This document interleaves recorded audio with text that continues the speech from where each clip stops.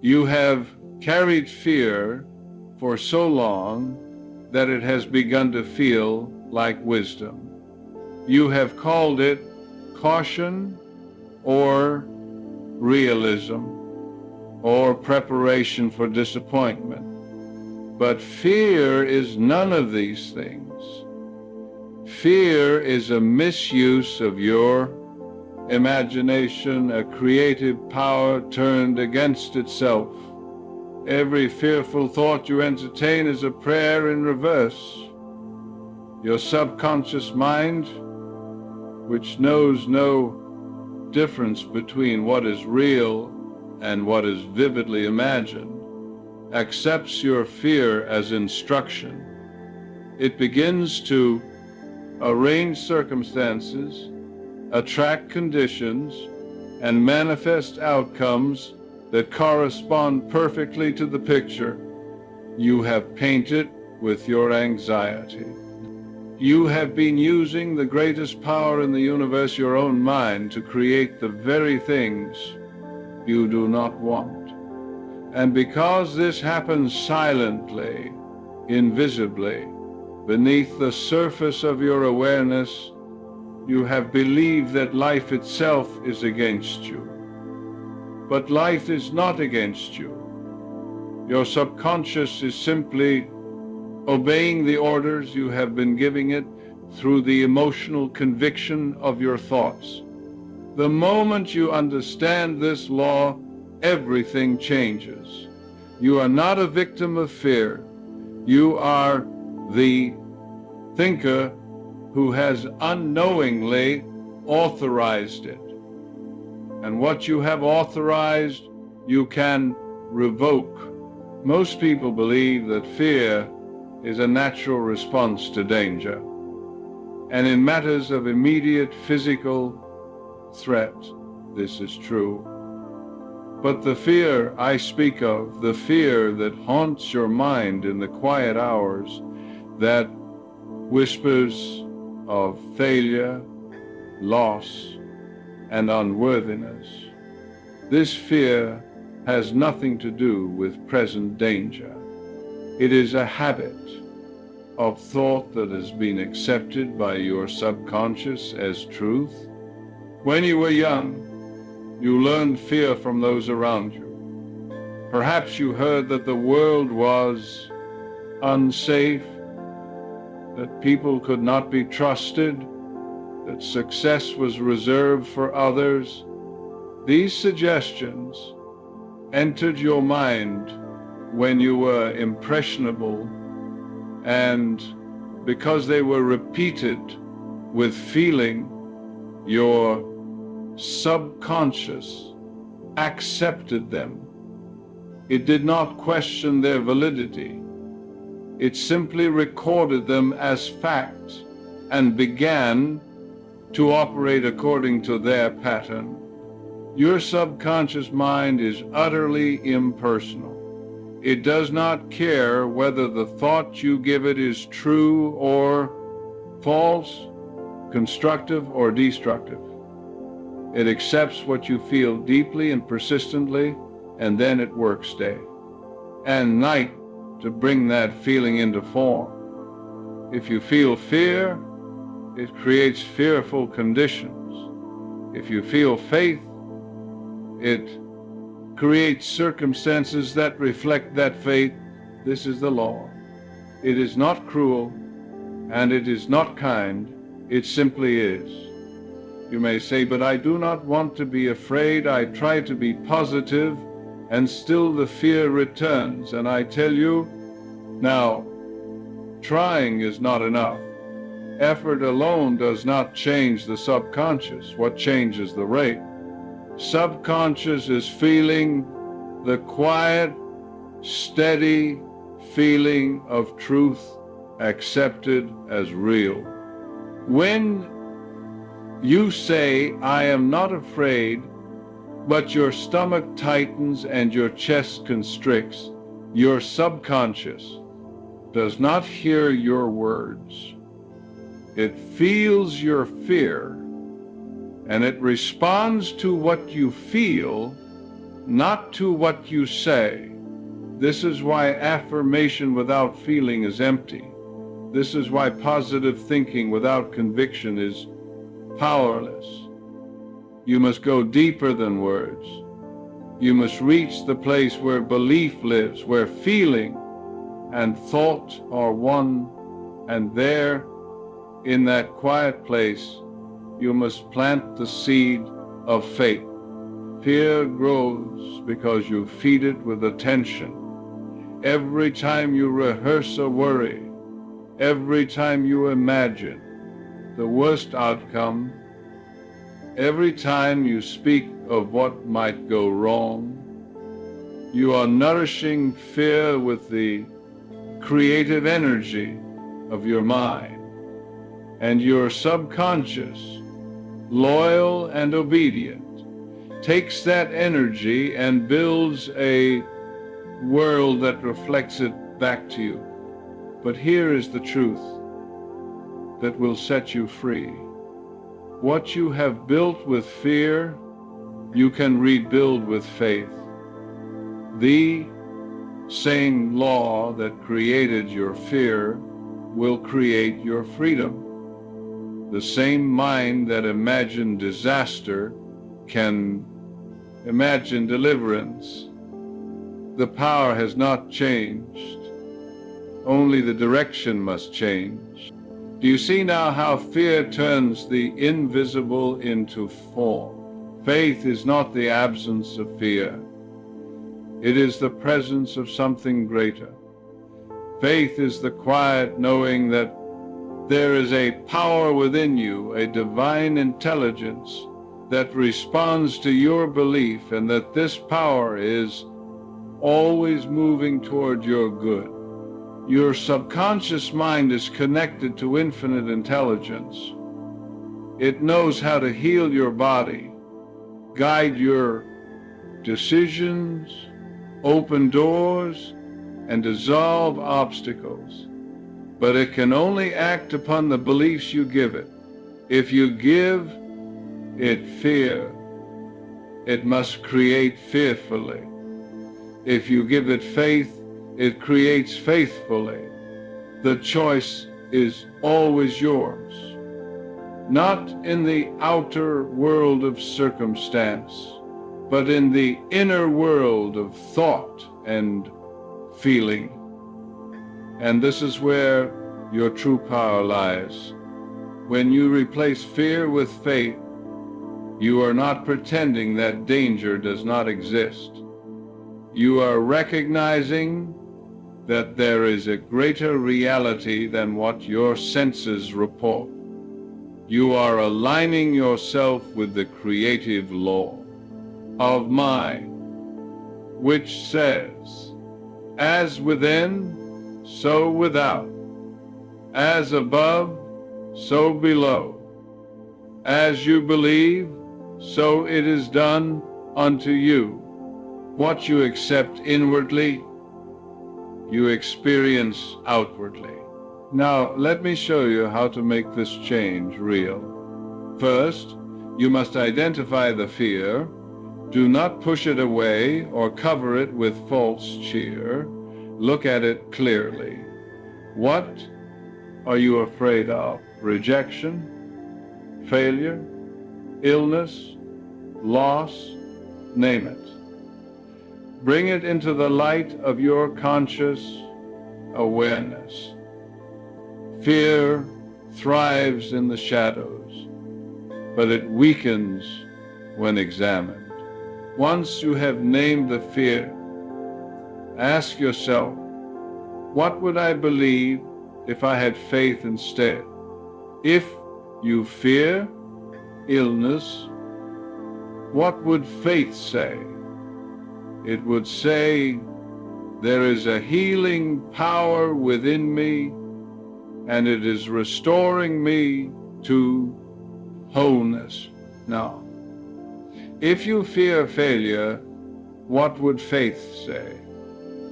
It would say, divine intelligence guides me, and the right path is opening before me. Write this new belief down Speak it aloud.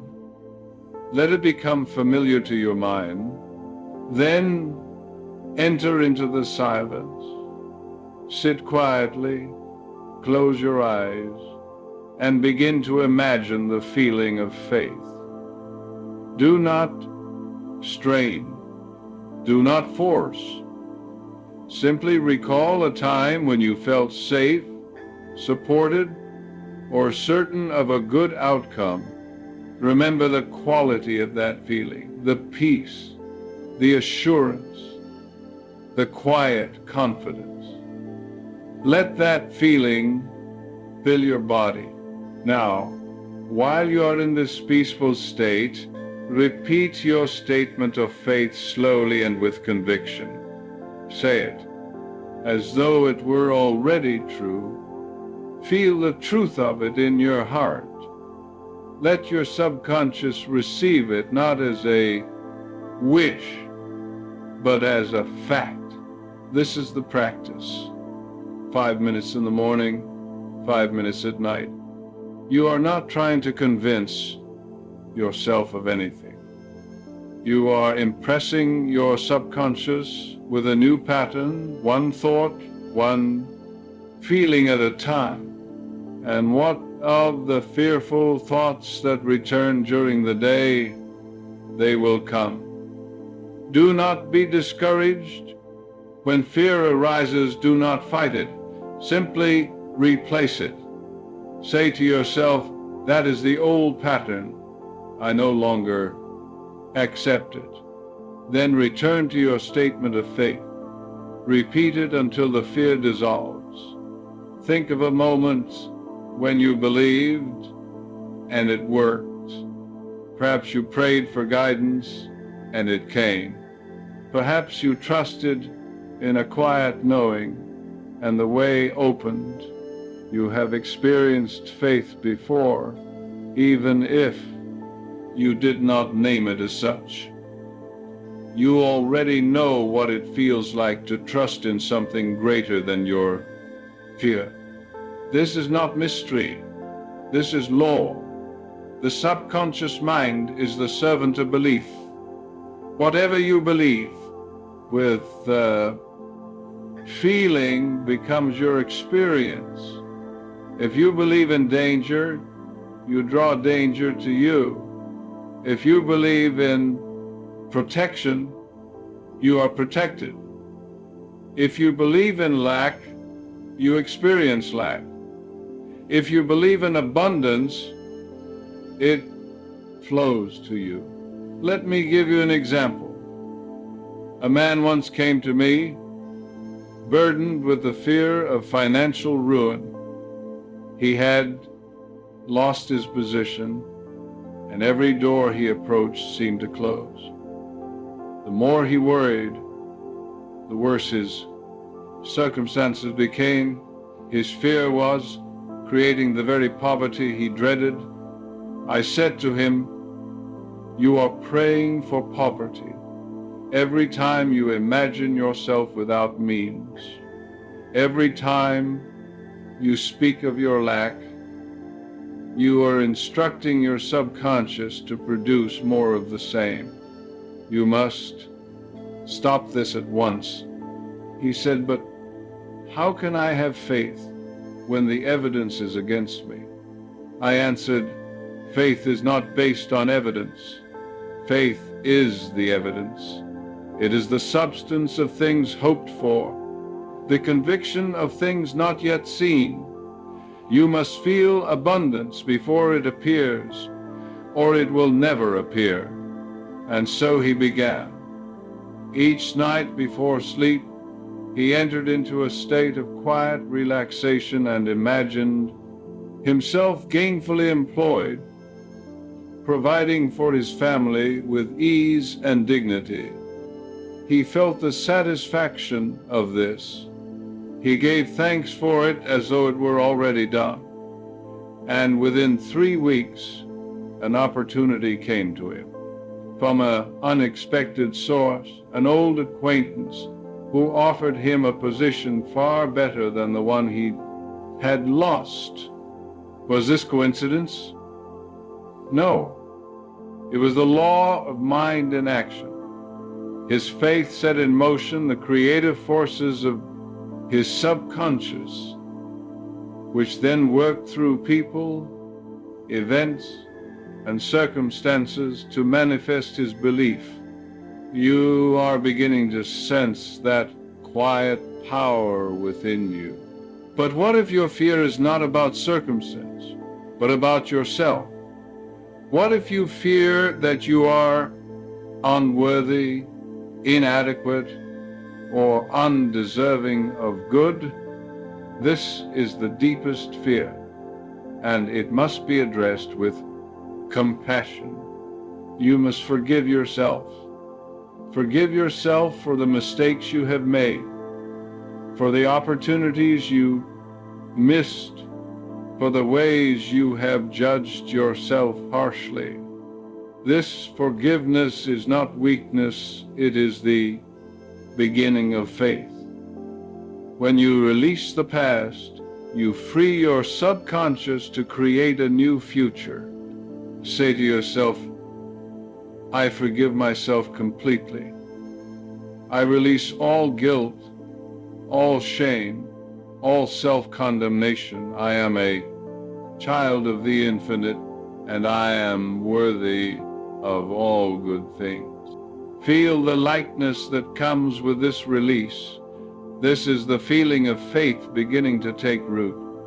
And this is where understanding becomes demonstration.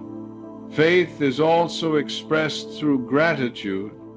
When you give thanks for your good before it appears, you are acting on the principle that it is already yours in mind.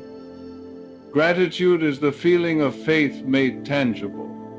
Each morning, before you rise, give thanks for 3 things. They may be simple: your health, your home, the people you love. Feel genuine appreciation. This practice trains your subconscious to look for good, to expect good, to attract good. Finally, practice faith in small things. Do not wait for a crisis to test your belief. Begin today with the small concerns that trouble you. Affirm your faith in the outcome. Feel the peace of that faith, and then let it go. Release it to the power within. Do not anxiously check for results. Trust the process. Can you feel that calm certainty stirring within you now? But what if your fear is not about circumstance, but about yourself? What if you fear that you are unworthy, inadequate, or undeserving of good? This is the deepest fear, and it must be addressed with compassion. You must forgive yourself. Forgive yourself for the mistakes you have made, for the opportunities you missed, for the ways you have judged yourself harshly. This forgiveness is not weakness, it is the beginning of faith. When you release the past, you free your subconscious to create a new future. Say to yourself, I forgive myself completely. I release all guilt, all shame, all self-condemnation. I am a child of the infinite, and I am worthy of all good things. Feel the lightness that comes with this release. This is the feeling of faith beginning to take root. And this is where understanding becomes demonstration. Faith is also expressed through gratitude. When you give thanks for your good before it appears, you are acting on the principle that it is already yours in mind. Gratitude is the feeling of faith made tangible. Each morning, before you rise, give thanks for 3 things: They may be simple: your health, your home, the people you love. Feel genuine appreciation. This practice trains your subconscious to look for good, to expect good, to attract good. Finally, practice faith in small things. Do not wait for a crisis to test your belief. Begin today with the small concerns that trouble you. Affirm your faith in the outcome. Feel the peace of that faith, and then let it go. Release it to the power within. Do not anxiously check for results. Trust the process. Can you feel that calm certainty stirring within you now?